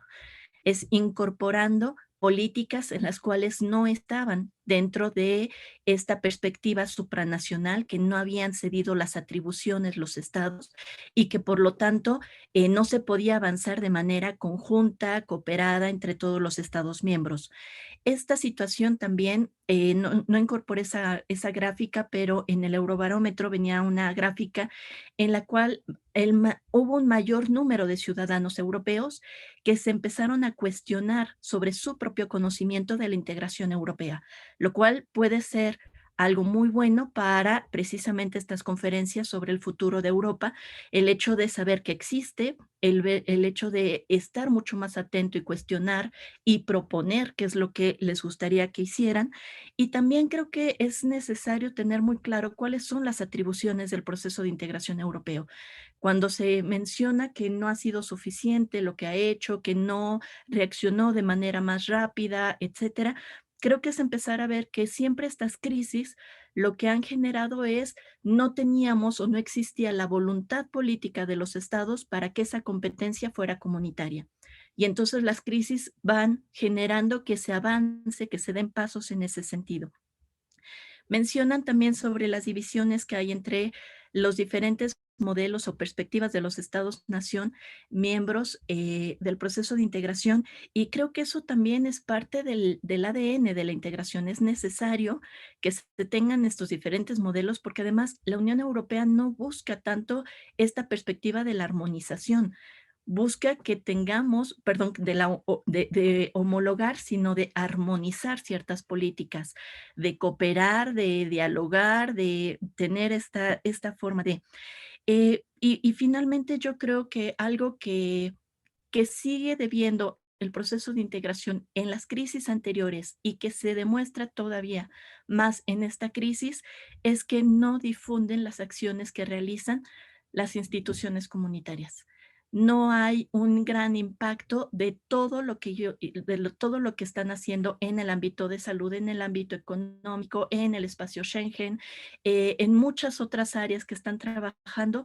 No hay una gran difusión en ese sentido y sigue siendo un tema muy complicado porque no se tiene todavía la estrategia o la ruta correcta para que pueda llegar al ciudadano y que obviamente se confunde o se toma esto cuando hablamos de los populismos, ¿no? Los populismos, cuando los medios de comunicación solamente te hablan de las condiciones nacionales y lo que hacen es nacionalizar los éxitos y europeizar los fracasos, pues eso hace que también estas posturas de populistas con la desinformación que existe puedan tener mayor impacto, ¿no? Y algunas otras acciones también de los gobiernos que luego sería tema de alguna otra presentación. Por mi parte sería todo. Muchas gracias. Muchas gracias, profesora Beatriz Pérez. Damos la palabra, por favor, a la profesora Santiago Ánima, por favor. Bueno, mi queridísimo Lars, aquí es medio complicado, pero bueno, a raíz de que en la crisis del 29 se resuelve y se pone de moda Keynes, ahí lo que queda claro es que la intervención del Estado, pero la intervención del Estado en ese keynesianismo clásico es ante fallas del mercado. En cambio, en la propuesta actual, el Estado está interviniendo de forma subsidiaria, plegándose a necesidades laborales, sociales y económicas del mercado, pero dejando en segundo término los aspectos nacionales, culturales, sociales de los estados nacionales. Entonces, en nombre del mercado, estamos haciendo cambios en la tecnología, hacemos acuerdos, pero subordinados a una forma de ver. Todo va a ser a través de los mercados. Y en cambio, pues se avientan toda una justificación de un pacto verde, o sea, una economía verde nos genera mejor bienestar, menos contaminación, etcétera. Y requerimos que haya nuevas tecnologías, que se cambie de los autos de motor a autos eléctricos, de energías sucias, energías limpias. Sin embargo, esas energías limpias, si las sustentas en eólicas y de sol, etcétera, o sea, requieres de otras, porque no siempre está el sol, no siempre está el aire, que se hace muy costoso. Y entonces, ¿quién absorbe estos costos? ¿El Estado? Es la pregunta.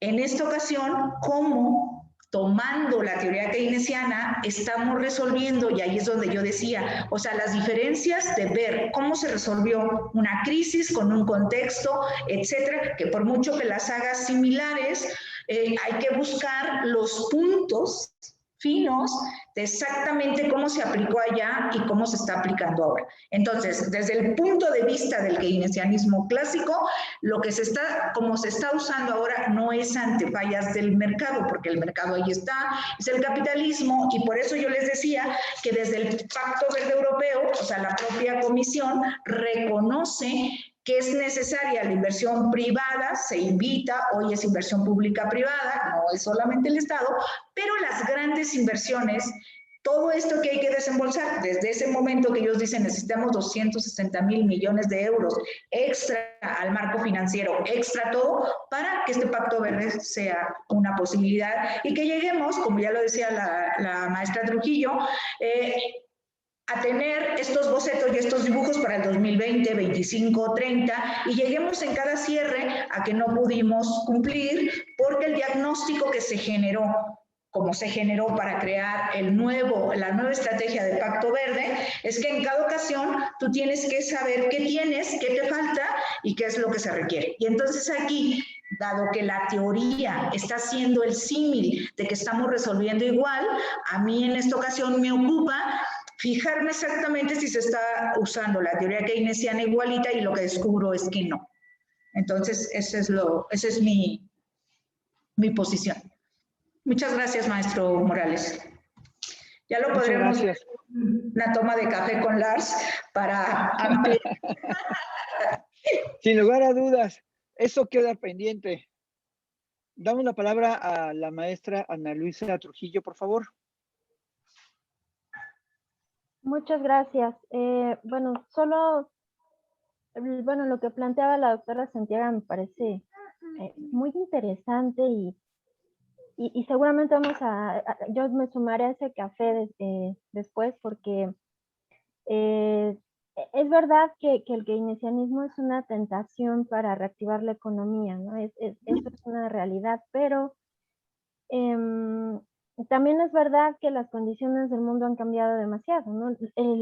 La capacidad de gasto del Estado, el asunto del bienestar o de la salud macroeconómica, el agotamiento del modelo capitalista. No sé si nos den para aplicar un modelo keynesiano como funcionó durante la Segunda Guerra Mundial, ¿no? Por ahí había muchos estudios que decían que, por ejemplo, en el caso de los modelos sociales, es imposible querer revertir o querer restaurar el modelo social como estaba, porque las condiciones de trabajo ya no son las mismas, ¿no? El empleo se ha convertido en un bien escaso, entonces no se podría fundamentar un modelo de bienestar en empleo, y creo que le sucede un poco lo mismo a esta idea de que el Estado reactiva la economía a través del gasto al estilo de Keynes. Entonces, bueno, sin duda habría muchísimo más que hablar sobre esto. También quisiera cerrar con el comentario que decía la maestra Beatriz sobre, estamos viendo en los periódicos que el anuncio del fin de la Unión Europea desde hace casi 5 años, ¿sí? Más o menos, desde que viene la salida de Reino Unido, y no ha sucedido y no creo que suceda. Lo que pasa es que ese tipo de encabezados venden mucho, ¿no? La gente quiere oír eso y quiere oír que se anticipa el final de algo que en su momento fue un logro importantísimo. Y ahí también yo diferiría un poco. La acción de la Unión Europea se ve en todas partes. Y la estrategia de comunicación que tienen las instituciones europeas en Twitter es enorme, ¿no? Si ustedes siguen a las instituciones en Twitter, les van a saturar el teléfono de notificaciones cada 7, 10 horas, les salen 20 notificaciones porque hay muchísimo trabajo. Y creo que sí se ve, pero más bien lo que tendrían que hacer es simplificarlo quizá un poco más para que la gente lo entienda, o para que, como decía Beatriz, se refleje la acción, el éxito europeo y no nada más el fracaso, ¿no? Pero bueno, creo que para no comerme todo el tiempo, pues yo lo dejaría ahí. Muchísimas gracias. Thank you very much. It's been a wonderful panel indeed. We have a lot of congratulations, and you have somehow switched on ideas, reflections, questions, everything. There are a lot of congratulations to the panelists. Yo realmente me siento muy agradecido con todos ustedes, miembros de este panel, que presentaron puntos muy interesantes el día de hoy. Y no me queda más que invitarlos a nuestros asistentes, a quienes nos acompañan en otras plataformas, al día de mañana, que cerramos precisamente nuestro encuentro con la mesa 5, que se llama Europa en su vecindad: África, Oriente Próximo, Asia y Océano Ártico. Igual a las 11 horas por las mismas redes que nos han estado acompañando. Yo me despido de todos ustedes y les envío un gran abrazo a todos. Muchas gracias. Muchas gracias.